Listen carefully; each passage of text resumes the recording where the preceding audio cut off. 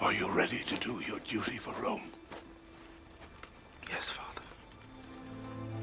You will not be emperor. Which wiser older man is to take my place? My powers will pass to Maximus, to hold in trust until the Senate is ready to rule once more. Rome is to be a republic again.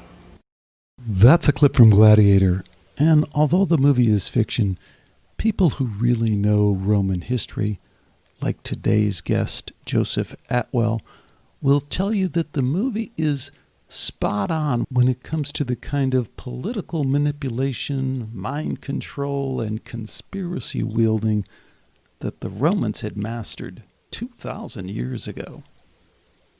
Of course, this movie has another side to it, a very deep interpersonal family and spiritual angle to it, which, as we all know, plays a much greater role in the rough and tumble world of world politics and social engineering. I love this next piece. Even then it was as if you didn't want me for your son. Your false as a son is my failure as a father. Today's guest on Skeptiko, Joseph Atwill, author of Caesar's Messiah, has become a real cornerstone in my understanding of how we should approach so many of the deepest, most important questions about religion and spirituality. Well, from a Skeptiko perspective, at least. At any rate, it was so great to reconnect with Joe and be reminded how especially relevant his work is today. Yeah, I actually am quite intrigued and supportive of your perspective on consciousness because of its political aspect. And of course, given my background, obviously the first thing I'm looking at is how is our ideas about ourselves manipulated politically, right? Have we been basically given an idea about our consciousness that is untrue just so that we can be more easily ruled? And the idea that we are an illusion is, in my mind, a decadent, political position. And it's not even worthwhile discussing in terms of it as spirituality, because you already have this enormous problem that if you think of yourself as an illusion, if you think of life as something that is absurd or meaningless, then you basically don't have the right kind of resiliency in terms of coherent political perspective. Welcome to Skeptiko, where we explore controversial science and spirituality with leading researchers, thinkers, and their critics. I'm your host, Alex Zakaris, and I'm going to make the case, because I believe it to be true, that today's guest is the most important biblical scholar in modern times. And that sounds like a lot, but it kind of goes even further than that, because the Bible, whether we like it or not, is so deeply woven into our culture, our legal system, our political system, and our collective psyche. Well, all of that makes Joe Atwill kind of a really, really important figure, in my opinion. But again, I'm going to make the case in this show, and you can judge for yourself. Now, Joe has been on the show before. The proposition that he makes is rather simple, at least the way that I understand it, and that is that the Bible is pro-Roman. And the best and really the only non-wacky metaphysical explanation for this provable historical fact is that the Bible is part of a political psyop. So that's a lot for people to take. I know I've covered this topic before, and it immediately triggers people. So let me interject and clarify a little bit. That proposition that I just laid out there, that doesn't mean, at least to me, that the Bible can't be transmitting some deeper spiritual truths, that the Bible can't be the foundation for some wonderful traditions that are somehow transmitted through that truth. And it certainly doesn't mean that in some way that we don't totally understand, people are connecting through the Bible with some kind of extended consciousness, spiritual experience that we talk so much about on this show. But what it does mean, at least to me, is that if the Bible does fit this understanding that we have of what a political control mechanism is, what a political psyop is, then we really have to deal with that first. So Joe is not only an unbelievable authority on all of that stuff, but as we'll find out and hopefully explore again on this show, he's really taken where that amazing discovery from, 15 years ago now, since the original publication of Caesar's Messiah, he's really taken that in a number of different directions in terms of what these kind of control mechanisms, if they exist, and these political psyops, if they are running in the background, what they might mean for us, what they might mean for our culture. And I'm sure you're going to see a lot of tie-ins to everything we're experiencing right now. So Joseph Atwill, fantastic to have you back. It's always such a great treat for me to have a chance to talk with you. So welcome. Oh, thank you for having me, Alex. It's my pleasure. So, I don't know quite where to begin, but I will say this. Here's where I wanted to begin, because whenever people say, "Hey, Joseph Atwill's been on the show before, and you can learn about his background, just go back and listen to a prior interview." Whenever I hear that on another show, I'm like, "Hey, man, I ain't going back and listen to that interview," or maybe sometimes I will. But what we ought to start with is give people a sketch of who you are, who you were before you wrote Caesar's Messiah, who you became after you wrote Caesar's Messiah, and what you've been doing in the last, 10 years, really, since kind of the main fervor over the whole book happened. Give us that broad sketch of who you are. Yeah, I don't think anything particularly unusual. I grew up out of the United States for a bit. Most of my education was in Japan. My father was not in the military, but he had a family chemical company. And so it was an unusual childhood in the sense that it was isolated. And I think that was kind of where I got into interest in the Bible and also reading in general, because basically I went to a Catholic school that, provided me with most of the stimulation that I was able to experience. And so I just kind of was interested in it as literature. And even though I fell away from the faith for no particular reason, I just, in my teenage, just found other things that were more interesting. I always retained kind of the interest in Jesus. And so I was in business. Some companies sold the companies. I became a reasonably successful, investor type person. Not great wealth, but self-sufficient. And so, I was able to pursue academic hobbies. And one of them was basically the Dead Sea Scrolls, which were fascinating to me because two reasons. One,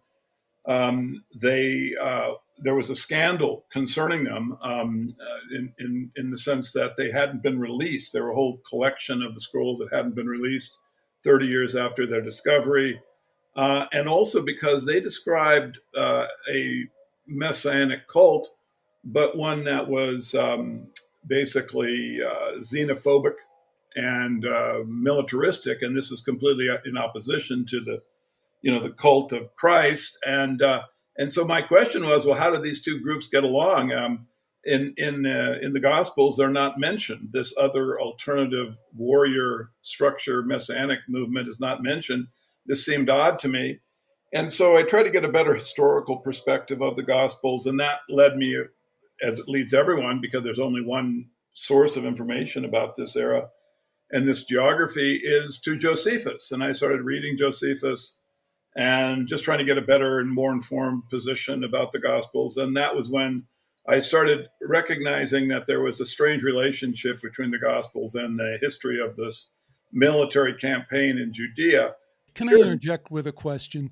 Number one, what gave you the confidence that you had the, I don't know, intellectual, biblical scholarship chops to kind of dive in that way? I mean, I would have, most 90% of people would have been totally intimidated. That's question number one. And then number two, as you start having these inklings, how did you even have the confidence to kind of pursue such radical ideas?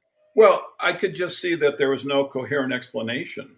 I mean, it's sort of like my analysis of Shakespeare. It doesn't come so much from just a position of, arrogance in regards to existing scholarship. It's just that the existing scholarship couldn't really explain the text. That was the basic kind of format that I was operating under. I really didn't even have, because I wasn't an academic, I didn't have any connections into academia. I could care less what they thought. They hadn't produced anything in the literature that I had read, and I was very well read in Christian scholarship of the different sort of well-known names. I was very interested in the historical basis for Christianity and for Jesus, so I was well read in this area, and nothing was really very satisfying. And that was really what was, to be honest, that was really the like, what is the basis for my, kind of making these assertions? It was just the fact that I hadn't been satisfied with the prior literature, and felt I was just curious as to what I could just see. It was just curiosity. And so but it took quite a while. It took several months, of analysis to really come to the point where I could see that there was a deliberate pattern. I thought at first that the parallels were simply satire, that they might be a way that Josephus was mocking, Roman Christianity. But then the key insight was simply that I eventually saw that the relationships, these parallels that I was kind of trying to understand, they occurred in the same sequence.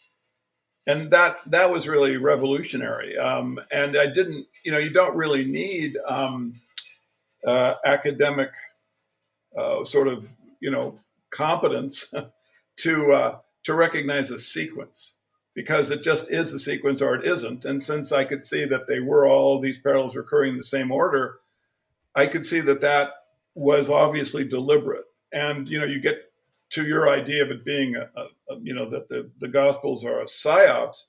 Well, that was when I could see it, because this was clearly the pattern in the Gospels was obviously relating to the military campaign of the Roman Caesars, the Flavian family.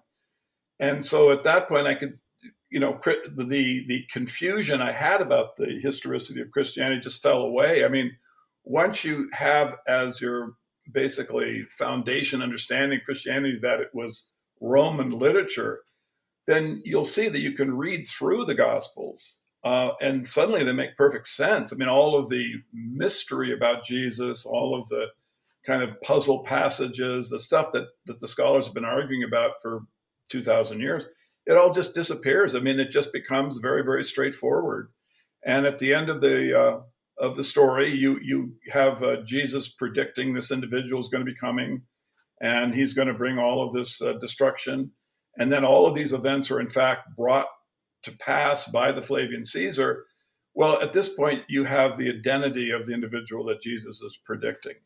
It just becomes self-evident, and so that's what happened to me. I really didn't set out to revolutionize Christianity.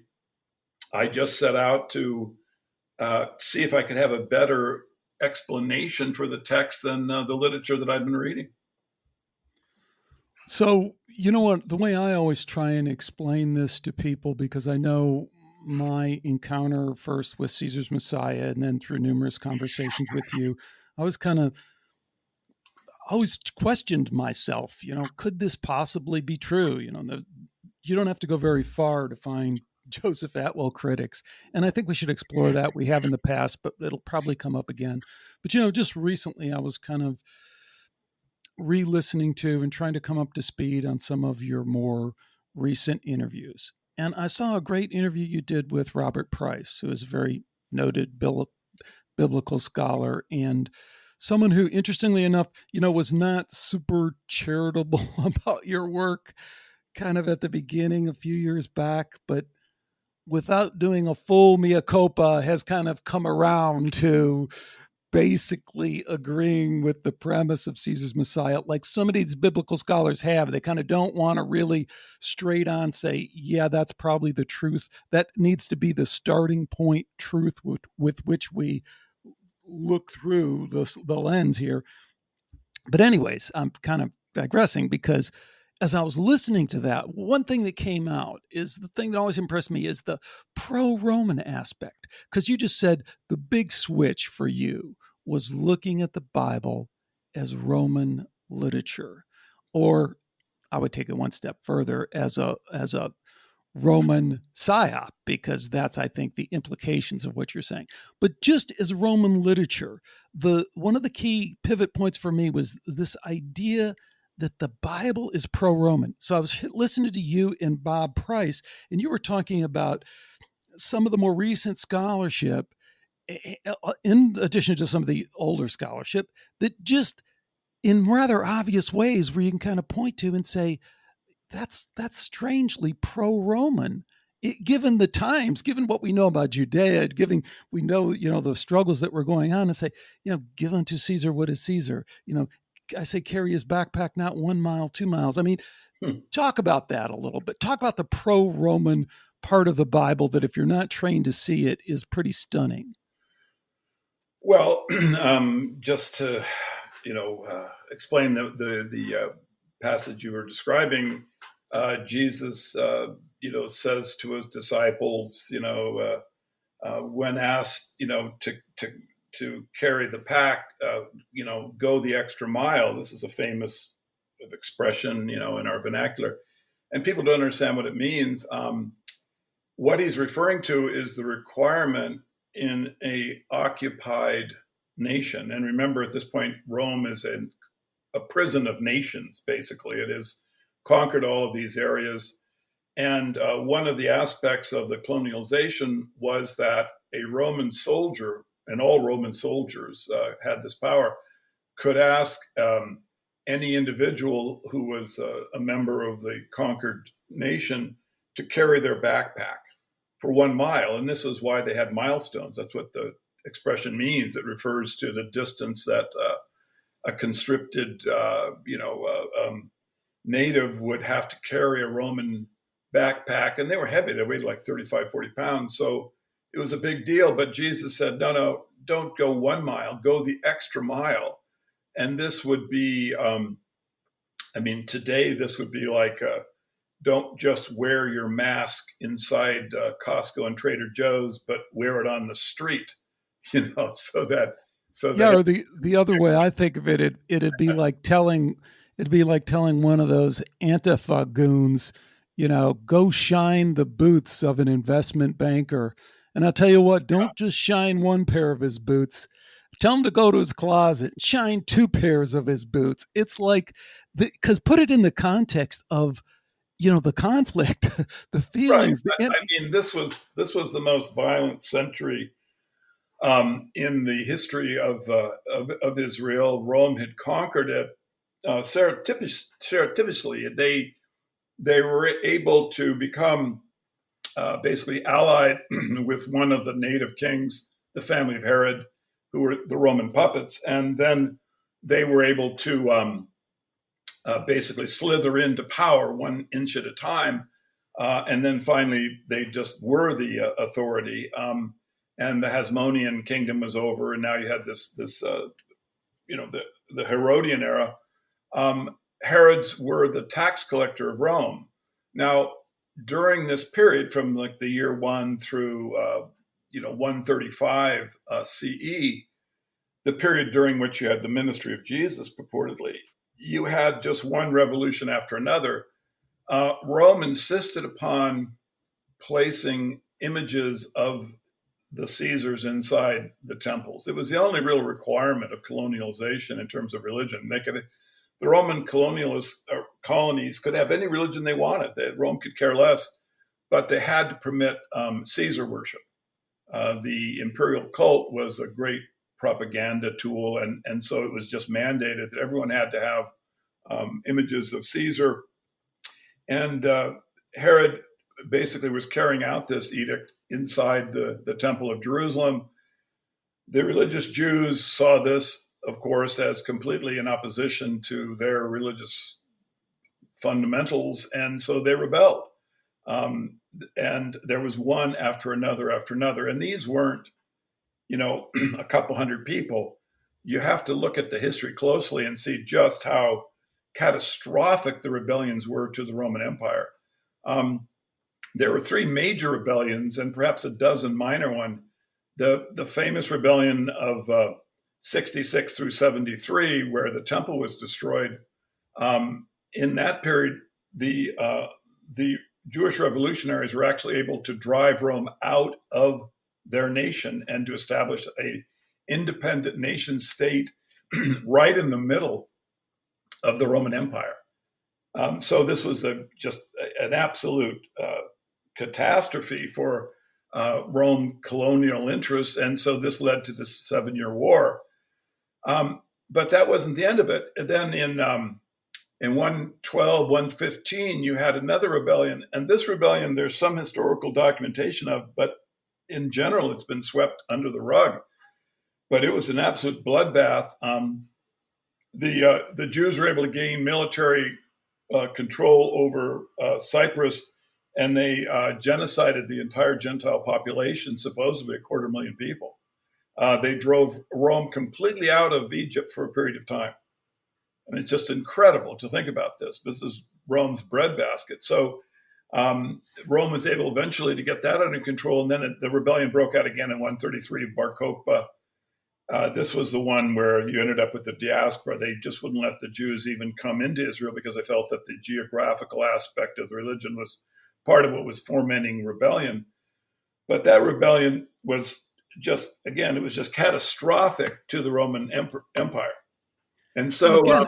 And again, I mean, I think that's something that we can probably relate to more in these times that we're in, because if you read this history the way it's normally presented, what comes through is, yeah, it was a pain for the Romans, but they knew they were going to win. I mean, this is the Roman Empire. This little skirmish isn't going to really mess things up. But put it in the context of like what we've been seeing on TV, So the Antifa folks are going to take over Seattle. How does that feel to us? It's like, wait a minute, we're looking, they've taken over, they've blocked it off, they've said you can't come in, this is now ours.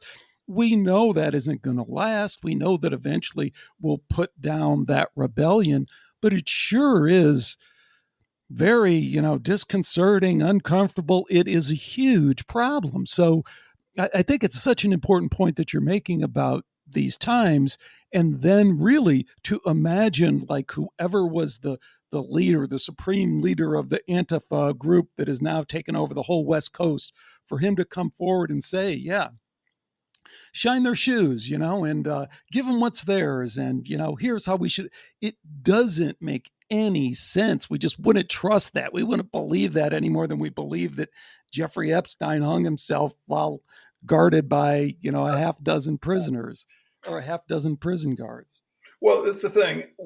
We have what we believe is a history. And to the extent we believe it as history, as things that actually occurred, we are basically being manipulated. As you know, my position is we really can't trust any history at this point. They were able to manipulate us with the history of Jesus Christ, the history of so-called the author Shakespeare, and I think really what we have as history we need to be skeptical about. I just personally do not. I need to have different ways of understanding it than just what they tell us. Because really we're controlled by. You mentioned the term psychological operation. Well, whoever is doing that has to remain secret. It doesn't work if everyone knows that this is, basically just a psychological operation to influence us. So they have to be secret. We have to give them trust, which means that you're dealing with people that I call lifetime actors. they're not real. The personality that you're seeing is artificially created just to manipulate us. The history they're giving us is basically just there to create influence in our minds. And this isn't a very theoretical at this point. I think if you look at the whole COVID phenomena and how we responded to it, how the governments responded, I think this was obviously very well organized. It's very artificial, the response, and it's taking us to a place that we are not being told about. They're going to, in my opinion, they're going to basically wreck the economy. This is done to create poverty, and from there, they're able to implement a much more lockdown kind of slave state. I do hear what you're saying about the COVID thing. Yeah. I'm reluctant to go there. I want some more time to pass. I think sometimes looking at these major, what that would be, a major cultural operation, cultural psyop, is best examined through a longer lens. And in a minute, one thing with it, one such example that I think really brings light to this is the work that you've done on Gloria Steinem. And it's something else that I bring up quite frequently on this show, because I think it really highlights how our modern history is being manipulated, spun in different ways, and how these lifetime actors, as you described it, are really shaping the thing, particularly because Gloria Steinem is in the news, and there's these new Netflix streaming specials on it. She's never really come clean about all the just facts, the facts that we could look up and we'll talk about on this show. So I guess we could go to Gloria Steinem next,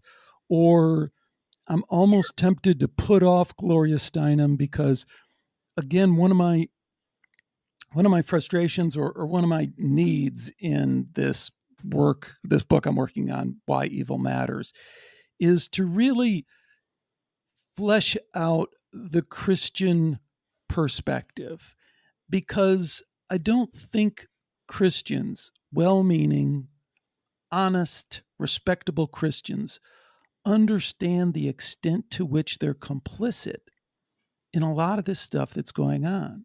And I'd say particularly complicit in our understanding and inability to deal with evil. And the way I think they are complicit relates directly to what we're just talking about. Because I think if you're not willing to thoroughly dive in and say, oh my gosh, is he right? Could he possibly be right? Is what really drove the formation of this religion/cult, was it really a political psyop like all these other political psyops I know about? Was it really about controlling people? Was it really about, hey, this might just be a better way to get a handle on these Jews that are driving us nuts over there? Could that possibly be true? And that's what I think is so important about what you're talking about here, beyond the kind of atheistic, conspiratorial, screw those Christians, they don't know what's going on, there is no God, any of that. I mean, I'm not totally putting that down. I don't think that's the place to go. I'm just saying, from my point of view, in Why Evil Matters, I don't think Christians understand how they have become complicit because they don't understand the psyop. Do you have any thoughts on that? Well, just that it's true. If you don't understand kind of the origin of the cult, and I think that's the correct phrase that you're involved with, and you don't understand the purpose for the rulers, basically you cannot avoid being complicit in evil, because it starts out with secrecy.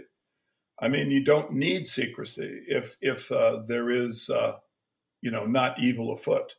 And so, since Christianity is ruled through secrecy and comes from secrecy, then there is purposes for it which had to be kept secret.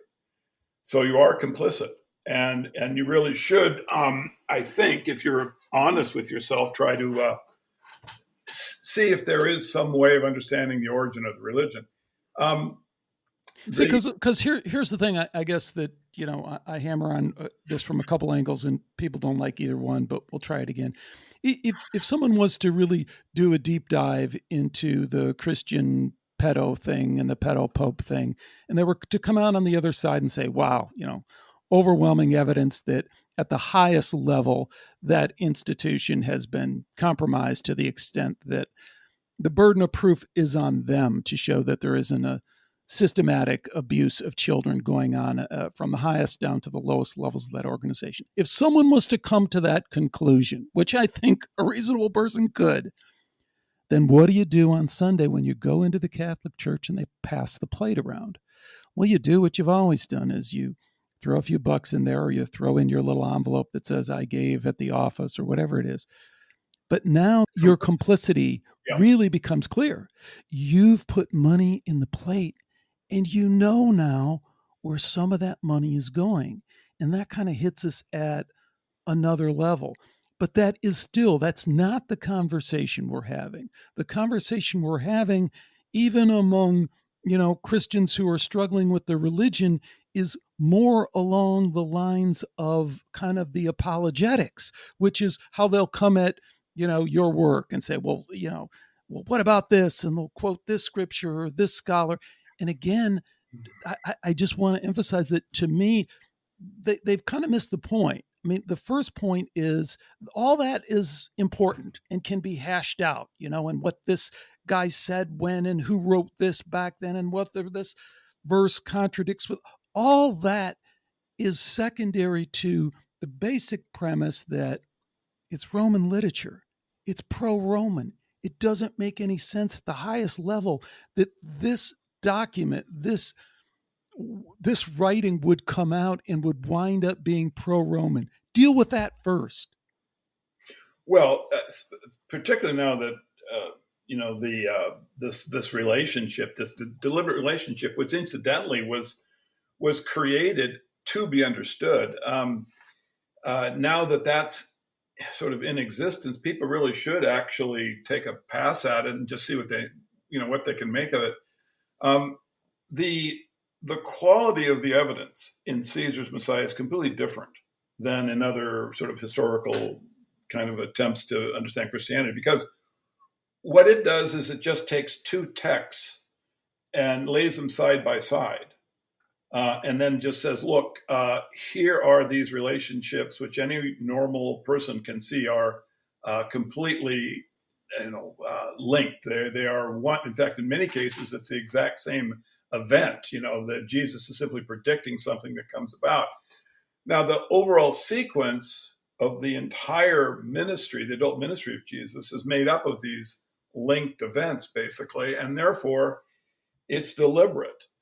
And once that is understood, then there's really no way to explain it other than the fact that this was produced by Rome, and that Rome had a purpose. Everything is self-evident from that point on, Alex. I mean, you don't really need to do kind of complicated analysis to understand why Christianity was produced by Rome. They wanted another version of Judaism. They wanted one that was pro-Roman. You've done this 100 times, Joe, but just kind of quickly go over some of those parallels, some of those sequences, and then most importantly, highlight how what Josephus. So the end play here. Let me recap if I can for people.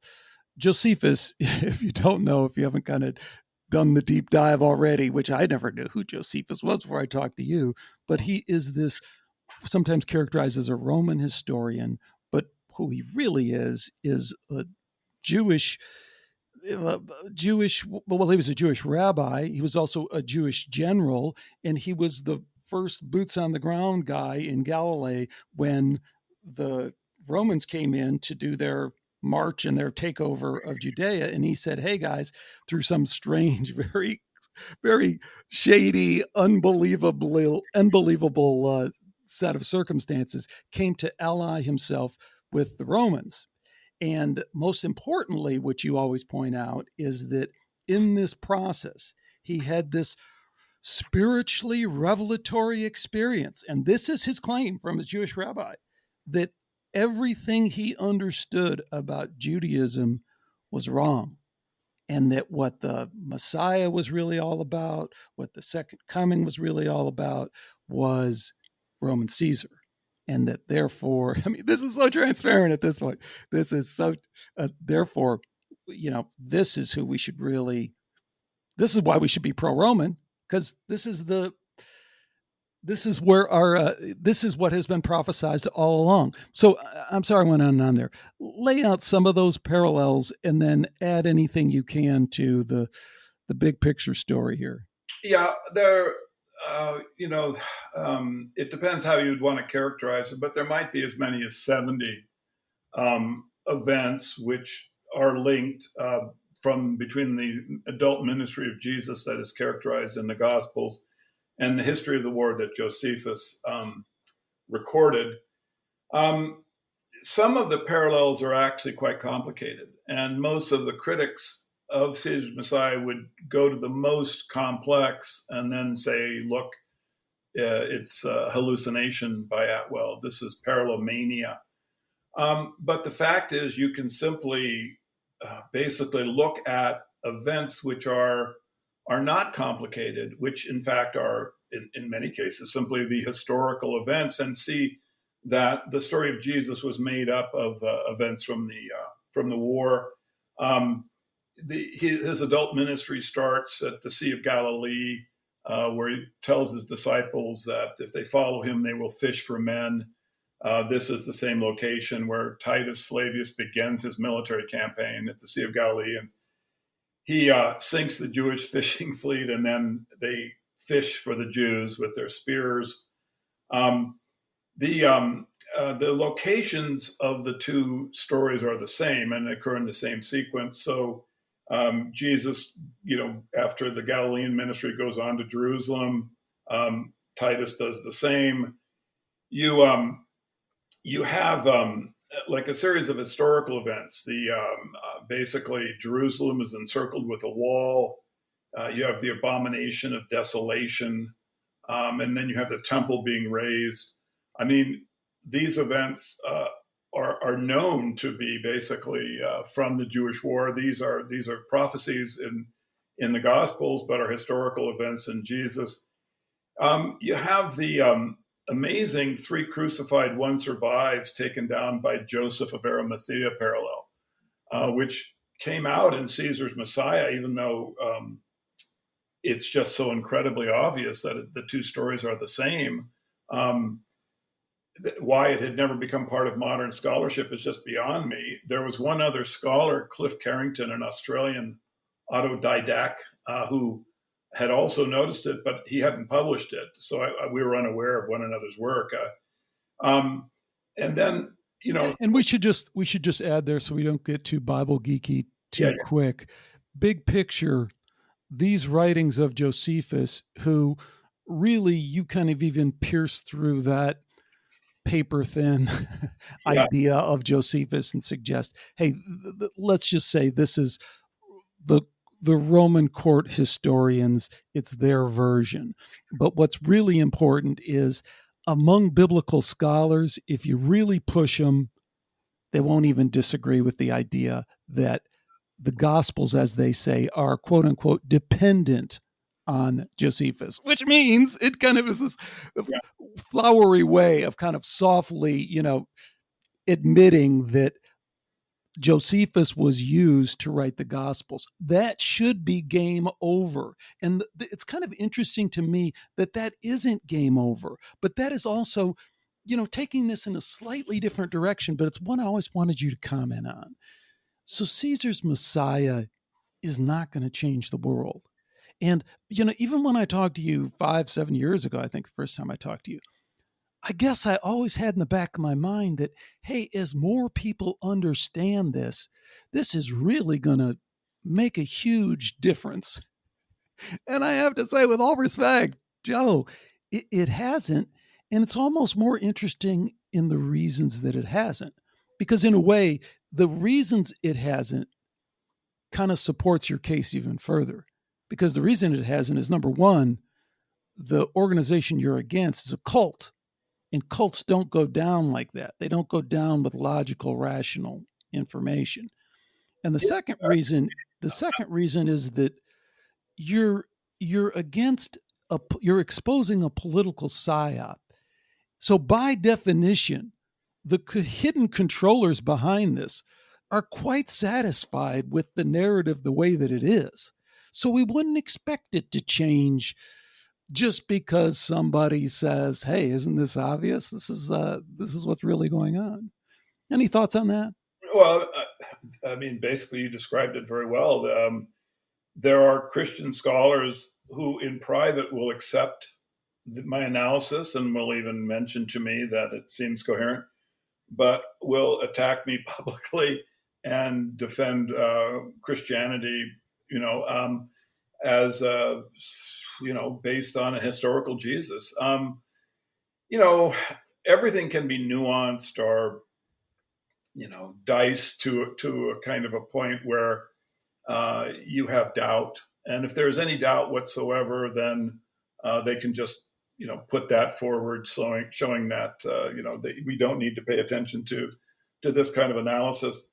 I when I brought Caesar's Messiah out, I was curious as to how it was all going to play out. I really wasn't looking forward to some enormous cultural upheaval. I thought that would not be fun for me personally, so I was a little concerned about it. The book is only promoted through word of mouth. I have no attempts whatsoever to promote it, and it has sold over 100,000 copies, which in terms of New Testament scholarship makes it basically a kind of bestseller.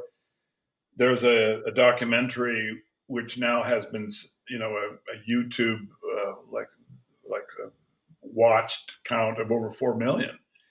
So it has slowly kind of worked itself into consciousness of the kind of collective cultural consciousness. But I wouldn't be surprised if it took, if it was just like under a natural process of like 50 years for it to really have, kind of sort of an upheaval aspect to it. But more and more people who read the analysis just spread the word to other people. And like you say, like a really good example of sort of the power of how obvious the analysis is would be Dr. Price, the Bible geek, who's one of the very best known and probably very best New Testament scholars in the world. And when the book came out, he did a very negative review, which I still suffer from, in which he accused me of parallel mania. He said, this is clever, but basically it's a hallucination. But being a very honest person, he, when he began to have doubts, he went back and did more analysis. And then you saw the recent video that we did where he now is basically accepting the premise of Caesar's Messiah, which is that the Son of Man that Jesus predicts is, in fact, the Flavian Caesar. So the conclusion of Caesar's Messiah is now something that he is promoting as just routine, New Testament scholarship. So there has been a change, and how long it will take. Gee, I have no idea. There are such great and kind of momentous upheavals going on in our world right now. I think under those conditions, Christianity is something people cling to, harder than they would otherwise, are not open. But people who have an atheistic lens, and I'm not saying you do, I'm not saying you don't, but I know that a lot of the people who follow you have that lens. They become like Christian apologists. They're sorting through the data, trying to spin it in the way that they want. But this idea that there's some movement away from the cult of Christianity, or there's a movement away from spirituality. I mean, to what? The problem is there's no place to go. Atheism is philosophically completely bankrupt, and it's because that scientifically it never made any sense from the beginning. From the time 100 years ago when we did the double slit experiment, the observer effect is the philosophical hurdle that atheism can't jump over. We are part of the process. We are more than this biological robot in a meaningless universe. So there's a dead end there, and anyone who pursues it down that what's traditionally been called the mythicist, what is really the atheist perspective, they're never going to make any headway, in my opinion. Well, the headway will be very difficult to make because, even in like the experiments that you mentioned, it's so difficult to really make progress from there. In our world, God, if he exists, does not make himself known in a clear way. And so there's always room for doubt. We are just existentially precarious. What is a human to make of his experience and his or herself? Believing in God is, makes coherent a lot of the unexplainable physical phenomena. See, but even when you cast things as believing in God, that is a very narrow kind of, again, it's kind of the atheistic spin on it's the apologist version of atheism, right? Let's talk about God because no one can define God, and we immediately understand that that's a term that's going to trigger people. I go back to consciousness, and you realize that the scientific position of the atheists are that consciousness is an illusion. So Neil deGrasse Tyson, one of the most popular out there figures in science, that's his position. That is an absurd idea.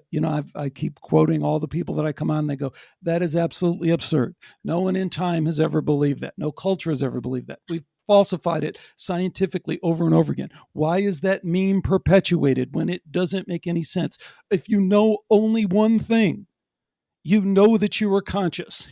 I don't know if you're conscious. I don't know if you're a robot, but I know that I'm conscious and I'm having this experience. So that's philosophical. But then, like I say, if you go to the quantum physics and you start doing the double slit experiment, consciousness is fundamental. That's what everyone's saying. That's what Niels Bohr is saying. That's what Schrodinger is saying. That's what everyone's saying, right? That's the conclusion for that. Never been falsified. So the whole logic and science and philosophy behind the atheist position is ridiculous. And the only way it's propped up, this is the parallel to your work. It's propped up by another conspiracy. If you want to, another way to, driving people over to your religious cult is a nice way to control them, because then as long as you can control the dogma of the cult, you have a certain degree of control over people. Well, pushing people towards this other scientism cult and convincing them that they're biological robots in a meaningless universe, and they should be afraid, and they should be afraid of dying, of course, but they should also be afraid of everything because they have no control over anything. Well, that's another very effective means. So, you have these two forces that are perfectly synchronized in terms of what they do to the population and make them just go, hell, I don't know. But I'm certainly not going to think very deeply about things. Yeah, I actually am quite intrigued and supportive of your perspective on consciousness because of its political aspect. I think that, I don't think atheism is disprovable to any more extent than God is provable.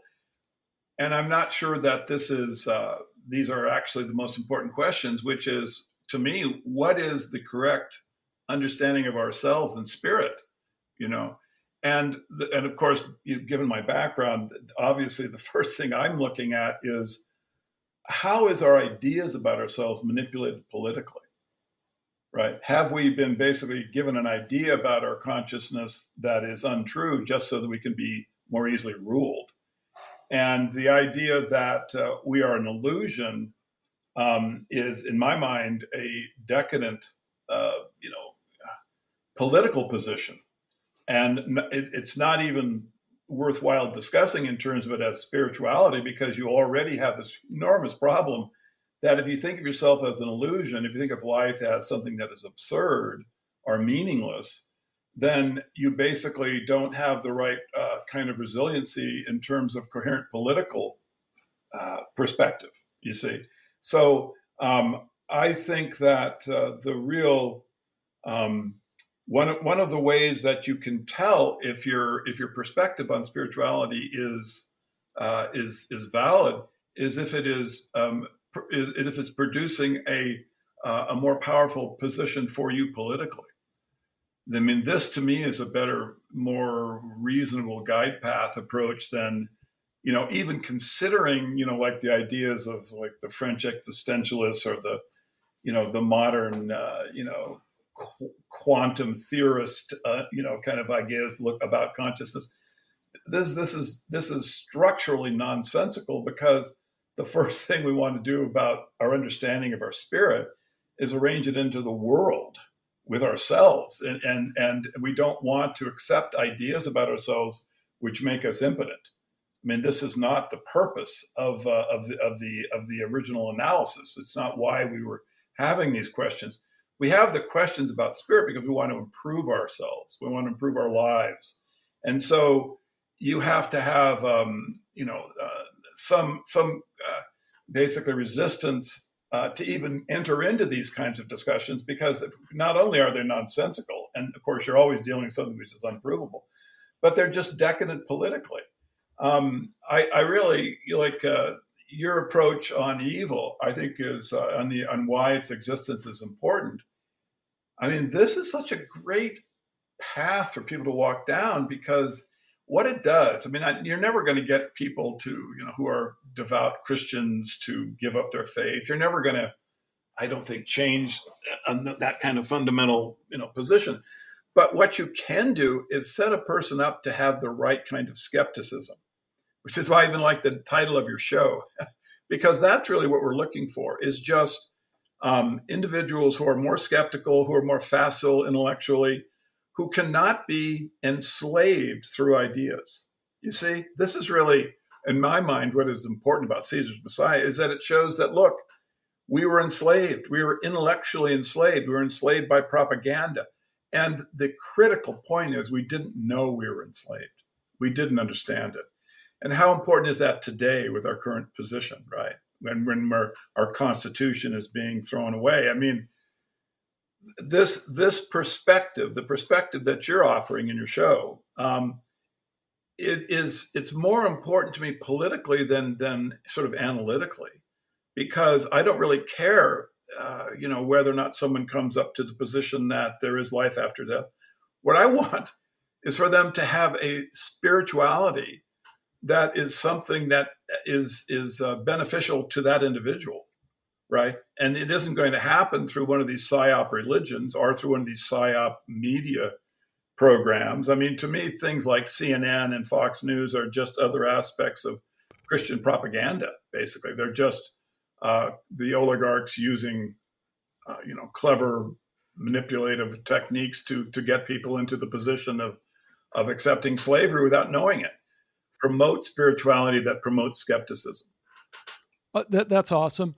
And it might serve as a really, really nice segue into the Gloria Steinem thing. Because I think some of the work that you've done on that, and not just with the facts, but the way that you've connected it and tied it together, particularly tied it together with the left, the progressive movement, which again is part of this atheistic side of things. And again, folks, I'm not a Christian. I'm not a religious person. So I don't have that problem with the atheist. I just see it as a mere image of the control mechanism. And if you see how I love, your term, the lifetime player.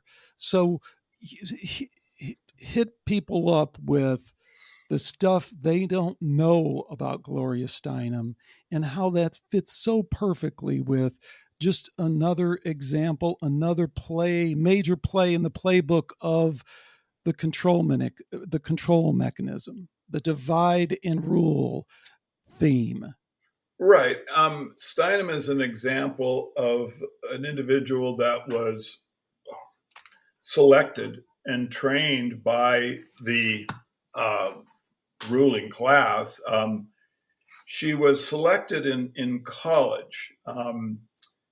The There was a scholarship which she was the only one that ever basically received, and It's this. the Chester Bowles Student Yeah, Fellowship. so the thing is that it was the Chester Bowles Scholarship, which then enabled her to travel to India, um, and this was, basically Chester Bowles. Then you can look back and see that he was in contact with Alan Dulles. These letters are in existence, and he was telling Dulles that they needed to send agents for the purpose of social, basically for a kind of promotion of the culture of the West in areas where communism was emerging as a kind of counterbalance.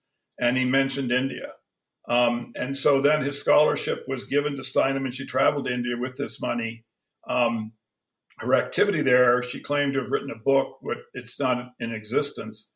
What is known is that from there, she went into Europe, where this part of her career is outed as basically as a CIA agent. I mean, this was what was exposed by the Red Stockings, which were a group of feminists that were aghast that Gloria Steinem had taken over their movement eventually, basically, and that she was getting all this publicity. So they did, this organization, the Red Stockings, did research into her activity in Europe, and they found that she was basically an agent provocateur sent in to break up youth festivals, which were promoting socialism, and they had been seen as something that could lead to like a lack of favor in the population toward capitalism and the West.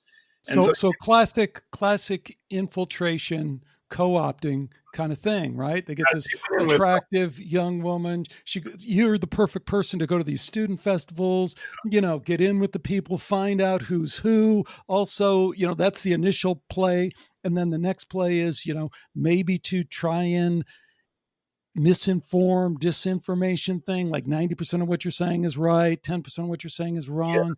And then what comes out of that, like part of the documentation we have for it, I love where we have actually the memo from her boss at the time, CIA guy, and he says, "Wow, this Steinem, she is a whiz kid. She's the best we have at this." And it's just, and this is, folks, this is completely unrelated to the feminist thing. This is just a CIA agent who is really good at doing what she's doing. And whether you call her a CIA agent or whether you call her, a lifetime player that's connected to the CIA with some loose ties, I mean, maybe you can even explore that. How do you think that works? Because a lot of people will go, show me her pay stub from the CIA. Oh, no, she was actually an employed agent and admitted such. If anyone's curious about this, after she was outed by the Red Stockings, and even this is like a very interesting and revealing story. They did the analysis. She found out about it and brought suit against the publisher that was going to bring it, against the publishing company that was going to bring it out as a book. She's prevented it from actually being published. It was only brought to the public because a student housing newspaper of Columbia University brought out the analysis because individuals there knew the feminists in the Red Stockings organization, and they brought it out because they felt this was First Amendment, and so they brought out this analysis and evidence showing that Steinem was a CIA agent. So Steinem was caught, and she then had the famous press conference where she said, "Yeah, I was an agent. I was a CIA agent, but the CIA was a good liberal organization." And I felt that I was really helping liberalism. In other words, she never broke stride from her image as a progressive left intellectual. She said, well, and it's more than she never broke stride, in my opinion, because I think the craftiness with which she respun the story after she was exposed is so telling. It's almost like a direct, it's another play out of the playbook. It's taking stuff that's true, but then, giving it another twist. But it's also at the same time denying, like when she says, yes, I actually found that the CIA was, like you said, a great help in advancing progressive values towards the liberation of women. And everyone's like, wow, yeah, I guess maybe so. Well, what about the student festivals? What about the other, all that is kind of erased out of the story in order to keep this narrative going. Well, moreover, she was on the board of directors of an organization that at the time of that. So she was talking about my history as a CIA agent in the past. But then, right. As it then came out, she was still a member of this organization that was receiving CIA money at the very time that she was having the press conference. And then if you look at the funding of Ms. Magazine, this is actually hilarious because the individual, Clay Felker, who excuse me, arranged for the funding, he was one of the CIA agents she was working with in Europe. So, I mean, it's just preposterous that she could even make the case with a straight face that she was no longer a CIA agent. But you see, here it becomes grim because now you're looking at Ms. Magazine as something that is actually being brought into existence by the CIA. And so now you have the question of why are they mucking around in our culture? You see, why are they putting in such an extreme version of feminism? There's a great interview with Kathy Sarachild, who was a member of the Red Stockings, and she talks about how Steinem was given publicity that the actual legitimate feminists, could never get. And she talks about Steinem's extreme anti-family and anti-male position as really not being something that the original feminists were promoting, which they were mainly an economic focused organization. They were looking for equal pay for equal work. This whole idea about destroying the family, was not really part of their agenda. Why was Steinem suddenly given all the publicity? And so now you get into basically the counterculture, and you can see that Steinem, you can easily place her in the context of an overall psychological operation against our culture to produce a debased population that has less family production, has more single moms, has more what I would call pornographic males. Because you have to remember, Alex, every time that a organization is divided, like an ethnicity is broken into families, families are then broken into individual sexes, and now of course even the sexes are being divided, with the transsexual movements. Every time that is done, the individual that is produced by the process is less politically powerful. Because gee, that sounds Roman. Divide and rule. You know how that quote is that exactly. Latin translation is often mistranslated. It's not divide and conquer. It's divide and rule. And this is right out of the Rome. This is exactly what they did, right? Exactly. They'd go in, they'd invade a territory, and then they'd go to the one tribal leader and say, hey, I just talked to that other guy over there. What a jerk, huh? And he goes, well, yeah, we've had some problems with him in the past. Yeah, I know. I tell you what, we'll protect you from that guy. We'll put up a little barrier here because you really need that, don't you? That's exactly what they did. Just read Roman history. Exactly. Look, there's only so many ways that it is possible to manipulate humans. There are probably an infinite number of variations, but the broad structure is always the same. You need to have trust. So you need to have an individual who is given trust, and then that trust is used to give false narratives, to give fake history. That's it. So Steinem is created as a defender and a heroine of the feminist cause. And so that's the lens that women look at her through. They don't look past that image. They don't look to her CIA background. They don't question the idea of, well, was this deliberate? Because to do so, you see how clever the propaganda is, to do so would make them have that moment of self-criticism. And, it's fascinating to me. You mentioned it earlier in the show about how hard it is for Christians to do this. Well, think about someone who's grown up as a feminist, how difficult that process, the same process would be for that individual, because to look at Steinem realistically is the same thing as for a Christian to look at Jesus realistically. It's almost impossible to do because your mind has been structured away from the process that would permit that to happen. Hey, just one more Steinem story that I always like to slip in case there's any lingering doubts on the part of people. And then I want to ask you kind of the big devil's advocate question on all of this stuff. But the other story I wanted you to get to, I love this in this kind of sad, tragic humor, dark humor kind of way, is the 2012 Syrian women's liberation ploy scam that she pulled, do you have the details on that, or should I pull it up? I don't. I mean, I have actually for the last couple of years kind of gotten away from Steinem. She's included in my new book, but that chapter is long since written, and it's really I really try to make the story of her emergence as a political person, as a famous person. That's really kind of the part I'm interested in. What happened in Syria? It did that. Let me pull it up. Yeah, I'd like to hear about this, actually. Yeah, this is a classic, Joe. Just a classic.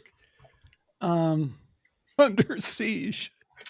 So in 2012, so if you remember back, this was kind of in the middle of the whole Syrian thing, which if people don't understand it, Syria was backed by the Russians.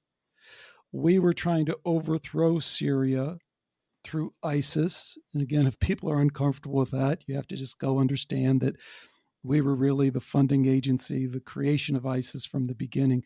And ISIS, remember, the ones who put burqas on the women, cut off the arms if a woman was found outside and had any skin exposing. That's ISIS, right?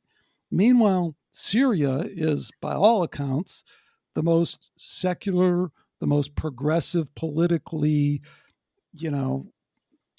state among the Arab states in that area. So Gloria Steinem, and again, to your point, of lifetime player, right? So you think, oh yeah, she's just this old feminist from the 70s. This is 2012. Her group, Women Under Siege Project, comes out and denounces Syria as not supporting the rights of women in Syria, violence against women in Syria. And again, this is when Syria is battling ISIS. So, but what was the CIA's position at the time? Of course, the CIA's position was overthrow Syria.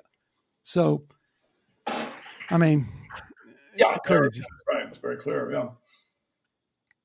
So here's the kind of wacky devil's advocate position that I want you to try and sort out.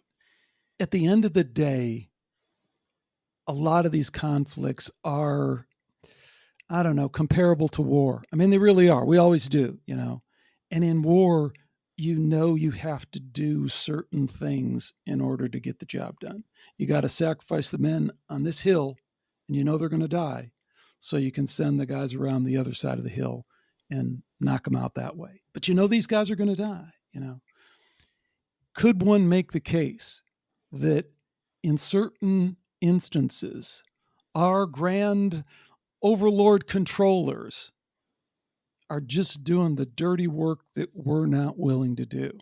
So the Gloria Steinem project, as evil as it was in its implementation, as underhanded as secret society psyop, was serving the purpose of advancing the rights of women in a way that we were unable to do. Because really, why did women not have the vote until 1920? And why hadn't women moved forward more in terms of equality at the time that Steinem was doing that? So are they sometimes moving the ball in the right direction? World War II, are they allowing the Japanese to bomb Pearl Harbor while we send the fleet of aircraft carriers out because the number of people who were behind getting in World War II was super low, and as soon as they bombed Pearl Harbor, everyone went and enlisted? Oh, I would say if you have to use secrecy, there is something wrong with your position just from basic human moral structure. I mean, I think that there is nothing that would be uniquely and totally evil. I mean, you look at the Gospels, at the beginning of the show, you were talking about all of the good things that are possible to glean from it. To make an operation widely held, widely supported, you have to have in part of what you present to the public something that they find is beneficial. It has to be part and parcel of it. But that simply creates the hooks, for the control, which is hidden. And the public is then taken into a place that they would not have gone otherwise. It goes to basically democracy. If this is a system that is reasonable, then you have to resist propaganda. And whether or not from time to time it takes you to a better place than the publics would have gone, and if they were left to their own device, that, in my mind, is a very small price to pay for structures like World War II or World War I or the Civil War or things like that I would regard as part of this. For example, like the Great Depression, that I think are brought about through financial techniques, that are deliberate. So I would say that there isn't total perfection in democracy and total evil in propaganda. But I would just vote for democracy because I would think that it ultimately will reflect the interests of more people than if you just let the oligarchs run things. And I would also say that, the problem with permitting the oligarchs to run things is that you're risking something that democracy would not permit, which is genocide. I think genocide is one of our major problems as a species. And particularly today, I would say it's something we should be considering as something we should be attempting to avoid. And so I would just point out that open democracy, disclosure is more likely to resist genocide than a few brilliant people at the hot tub of Jeffrey Epstein's island sitting around planning, what the future could be for mankind. I mean, I just given the both the results and the natures of the process, I would vote for democracy every single time. Nice. Yeah, it's tough. What? Okay, I mean, I have to push that a little bit further because I'm all over that on one hand. On the other hand, there's an idealism there that doesn't totally square with history. If you look at, I'll just leave it at that. I mean, in a way, you are such a spiritual guy. You have this kind of spiritual idealism because anyone who would look at history would say, nice, Joe, but we know that don't work. Yeah. Well, I would I would agree with them. This, unfortunately, it's a completely muddled process, and both extremes, total democracy and total dictatorship, will have good moments and bad moments. The way to really increase the quality of democracy, because obviously democracy has this problem in it that it makes stupid decisions, is to have individuals inside democracy that are basically more skeptical, have more analytic power, and this is why, as you know, I'm such a big fan of your show, because I think it helps promote that. I mean, that's really where righteousness is, in my opinion. It's if you want democracy to be more powerful, you need to have more skeptical and more analytically powerful humans. And so the recovery process from Christianity and even from things like existentialism, from atheism, recovering from those, what I would regard as oligarchic structures for the purpose of mind control, is a long, hard one, and we need lots and lots of people like yourself trying to move people to a more objective, more realistic, more sensory-based, more analytic-based perspective. It is a hard task because if you look at the media, how powerful it is and who owns it and how easy it is to manipulate people. But there is hope because the independent media there is no hope. That's what I want to kind of throw out there, and I want to kind of pursue this a little bit further with you. No, there is no hope, and that is really what the spirituality is about. I mean, it's the other aspect of the Christian Bible. That we never talked about this back because I didn't want to kind of cloud the discussion, but the real conflict within Christianity is whether is people want to understand how they can reconcile their spiritual truth that they feel is connected to the Bible with the absurdity of the Bible. And I just, played a clip. I had an interview a couple times ago with this guy. He's produced this really great science film that kind of supports this idea that, the idea that consciousness is not fundamental just isn't supported by the science. But then what he tries to do is sneak in Catholicism, and it's like, yeah. And, the guy who discovered it, he was a Catholic and he turned Catholic. So I really kind of called him on that. And I called him on that by pointing out, Oxford religious scholar Richard Smoley, and I played a quote, where Smoley says, it's ridiculous. No thinking person could accept it could accept the Adam and Eve story. That God got so mad because this guy ate a piece of fruit that, he condemned. He goes, it is a preposterous kind of idea. Da, da, da, da, da. But see, that is completely on a different track than where you are with Caesar's Messiah, right? It's back to people struggling with this other question, which is, how can I reconcile these spiritual truths? One of which is this material world isn't all there is, so I can let go at least a little bit of it. I don't have to be totally consumed with, whether we're going to wind up with a social credit Chinese style communist state, or whether we're going to wind up with a fascist, whatever that means, controlled kind of state. I can let go of that a little bit because in this larger extended consciousness realm, that all has a different place than it does in purely a materialistic way. So I have spiritual people on one hand struggling with this truth that they know and feel, but can't reconcile with the cult that they've been found themselves in. And then on the other hand, I have, where you're coming from, which is to say, hey, the only way out of the psyop is to just be super, truthful and honest and all that. And I mean, even for me, like, you're in business. I was in business.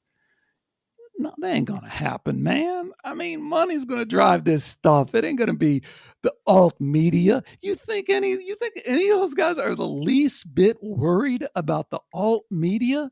Look at the game they've played already with this thing, like we were talking at the beginning off air. I mean, if they can be this successful with this and they haven't even played, half their cards, I mean, I just don't see where they would really have any worry about their ability to manipulate the system. Do you kind of get a sense for where I'm going with all that? It's like, unless you get bigger, unless you get outside of the game completely, there's no reason to be hopeful. Oh, that's well said, but it's such a complicated, kind of position. I'm not sure actually that there is this kind of mutual exclusivity. I think that leaving a cult can be a path to, much more intense spirituality. Um, I agree. so it has to do with the nature of the cult, the nature of the influence of the cult on a person's consciousness and how he perceives himself. As far as the oligarchs not being worried, I would disagree with that. I think that actually one of the reasons that we're having so much oligarchic activity at the moment is because the independent media was actually starting to cut. It's if you look at, like, for example, like the vaccine statistics, very interesting. I was sent some data showing that over 60% of the people now will refuse mandatory vaccine. If this is true, this is really a revolution. I mean, that's really like an aspect of the influence of the independent media. And then just if you go back in our history, where did the common person have access to information before? I mean, really, there isn't ever been a moment. I mean, history, in my opinion, is all propaganda. So when you had the existence of the independent media, when it came into existence with Gary Webb, really, and his investigations into the CIA's selling of crack cocaine, and he decided that he would use this new internet tool to post his data because he couldn't get the newspaper he was working with to do it. Well, suddenly there was this tool that people could use to exchange information. Now, it's obvious it can be manipulated, but nevertheless, there is the chance. And I think this is the very first time we've ever had in our entire history. The word history here is well used, where we can exchange information. And to date, we've been completely under intellectual control. And so as far as what power it can eventually produce, I have no idea. I don't know how much time it's going to have to have influence. But while it does exist, we can use it. I mean, just for an example, your show. 50 years ago, it wouldn't have been physically, or let alone culturally, possible for you to have such a platform. So it is interesting. There is hope. And I think just people should be governed by their spirit. They should look at what process and what activity gives them energy, what gives them basically a more intense, more vivid spirit. And so when people when they take the case that they've been blackpilled, that they know the truth, they know the oligarchs, they know propaganda, and it's just left them impotent. And I always respond by saying, look, you have that feeling because you're not fighting. If you would have access to your normal energy, that any sentient being, any being that comes through the process of evolution to whatever, you believe in that, you're going to fight back. Then you'll feel better. You want to find those things that in life, and activities that will fill you with energy, and you're on the right path when you're leaving the cult behind and moving into a world of more intense energy. So I'm actually optimistic. I wouldn't be a bit surprised if there will be revelations that will be more powerful because of the current oligarchic maneuvers, to increase the technologic observation and slave state conditions. I think people will be more ready, for the fruits of the independent media, and they will have more clear mind. I want to apologize for my voice. Like I was saying, I've had a throat problem for about 2 weeks now, and it left me like a frog. I'm sorry for that. No, it was awesome. And, where else would we expect to find a message of hope than from the guy who wrote Caesar's Messiah? Hey, that's right. Absolutely. Most people associate it as being taking away all faith, all hope. And it's really the only hope we have. That was really quite beautifully poetic. You leave the cult and you enter into real hope. And then from there, you're entered into real behavior, real activity. You'll be more powerful. This is what I think the actual goal of Skeptiko is you're going to produce more powerful individuals who will produce a higher quality of democracy. And I told this 2 years ago. I said, that's why I really love your show and I support it so much, is because to me, it's just self-evident that you listen systematically, to kind of the stuff that you bring out, you will become a better, kind of more powerful individual within democracy. You'll be more skeptical, but you'll also be more active. And so that's what I would like to say that I support, and what I hope my work brings about as well. Joe, you keep referencing this new book. Where are you at in that? What's going on with that?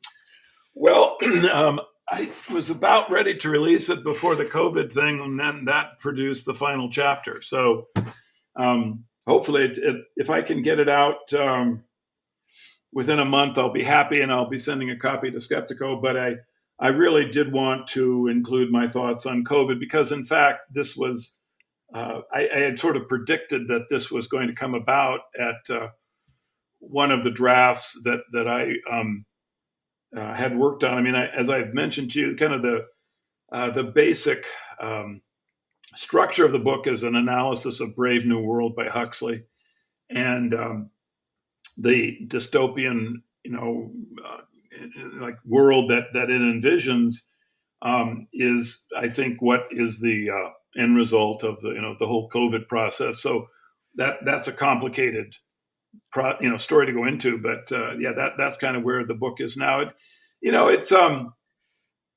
It just tries to summarize and to make a conclusion to the other two books, to Caesar's Messiah and Shakespeare's Secret Messiah, so that my take on literature and on the oligarchic use of literature in history, is something that the public is aware of, and hopefully that'll be useful in dealing things, that we are given by the media, as terrifying and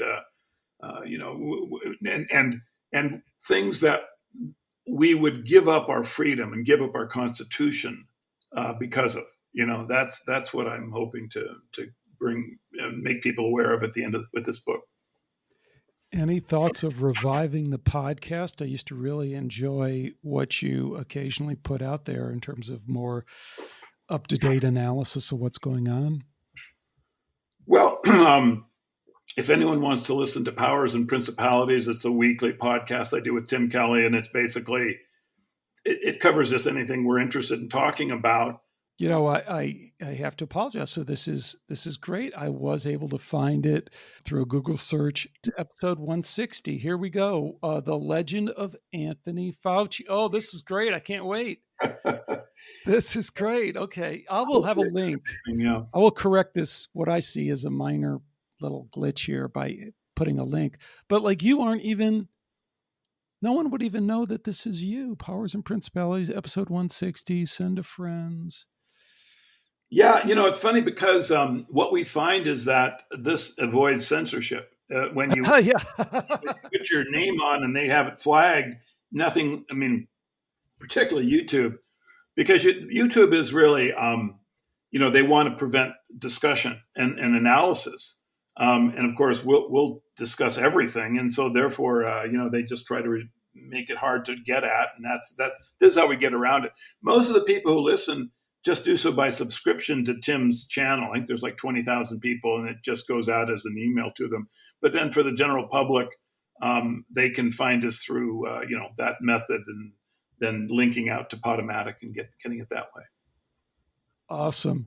Hey, Joe, thank you so much for the time today. Is there anything else we should? I hope we can do it again. Let's do it sooner. I'd love to talk, and there's so many things. Hopefully I'll have my voice back in a week. Well, once you get the book out, we should just do a thorough deep dive. Well, there'll be controversy when that comes out. So be a good time. Thanks again to Joseph Atwill for joining me today on Skeptiko. The one question I'd have to tee up from this interview is Joe's question. Is the real tell in the scientism, biological robot, meaningless universe meme what it does to us from a political perspective? Joe's point is that if you believe that consciousness is an illusion and that your existence is absurd and meaningless, then how would you ever form a coherent political perspective? I think that's quite a unique and original insight from Joe, and I'd love to hear what you think about it. So, of course, the best place to do that for me is for you to come over to the Skeptiko forum and pop in there and make your voice heard so that I can find out what's on your mind and I can grow from everything that you share with me.